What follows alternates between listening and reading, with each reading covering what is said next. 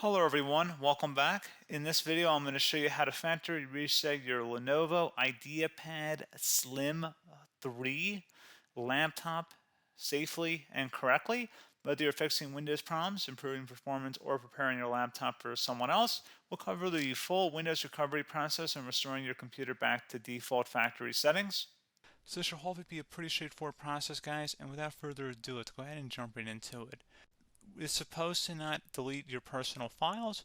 I strongly suggest that you create a backup of any important files or documents before you proceed, because even though it might say that it's going to save your personal files, there's no guarantees that it will, so just keep that in mind, and we're going to go ahead and jump right into it.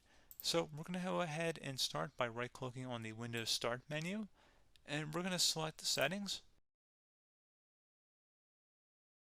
You want to select System, and then on the right side, scroll down until you get to Recovery. Reset Advanced Startup Previous Version of Windows. Go ahead and open that up. So we're going to start by going underneath Recovery Options, reset this PC, choose to keep or remove your personal files, then reinstall Windows. Go ahead and select Reset PC. Underneath Choose an option, Keep My Files removes apps and settings but keeps your personal files. Now, like I said, there's no guarantee, but you still want to create a backup, but we are going to select that for today's tutorial here. And it's going to ask how would you like to reinstall Windows. I usually do a local reinstall, so that's what I'm going to select. And current settings is going to reinstall Windows from this device, and then we're going to select next again. This shouldn't take too long here, guys. And resetting will change settings back to their default, keep personal files, reinstall Windows from this device, remove all apps and programs, and you can also view what apps will be removed. This will take some time and your PC will restart. These are the apps that will be removed, so take note of that. So you're definitely going to have to reinstall some stuff once it's done. So it looks like I accidentally closed out of there, so I'm just going to go back to exactly where we were. And we're just going to go ahead and proceed with the reset here and select reset.